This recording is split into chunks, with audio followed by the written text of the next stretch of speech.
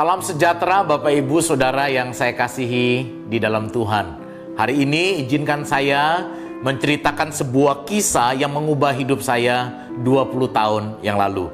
Kisah ini tentang 3 orang teman seperjalanan di dalam menempuh badai salju. Di tengah perjalanan, satu di antara mereka jatuh sakit dan tidak dapat melanjutkan perjalanan. Bapak Ibu Saudara yang terkasih di dalam Tuhan, terjadi perdebatan dan diskusi di antara 2 teman yang tersisa.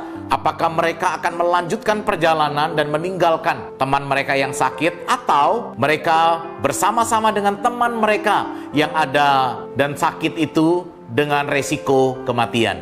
Bapak Ibu Saudara yang terkasih di dalam Tuhan, setelah diskusi tanpa ujung, akhirnya satu orang di antara mereka memutuskan untuk meninggalkan 2 orang temannya dan melanjutkan perjalanan. Bapak Ibu Saudara yang terkasih di dalam Tuhan, 2 teman yang tertinggal ini kemudian saling berpelukan, memberi semangat satu sama lain untuk tidak menyerah.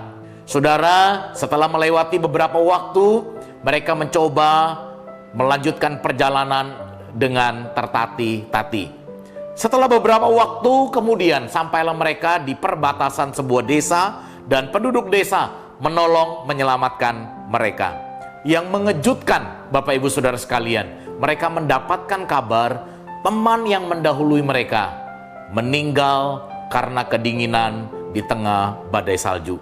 Bapak Ibu Saudara yang terkasih di dalam Tuhan, kisah ini mengubah hidup saya, menolong saya untuk boleh memahami bahwa hidup ini ada untuk menolong orang lain. Saudara yang terkasih di dalam Tuhan, Galatia 6 ayat yang kedua berkata, bertolong-tolonganlah di dalam menanggung beban. Demikianlah kamu memenuhi hukum Kristus.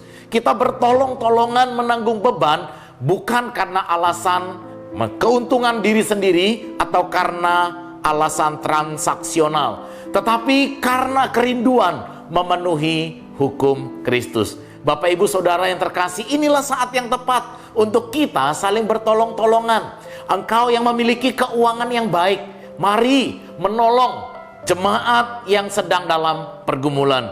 Engkau yang sedang kuat imannya, menolong mereka yang lemah imannya. Mereka yang membutuhkan konsultasi usaha pekerjaan, mari sediakan telingamu untuk boleh menghibur, memberikan motivasi. Jemaat Gereja Kristen Kalam Kudus, mari bertolong-tolongan dalam menanggung beban.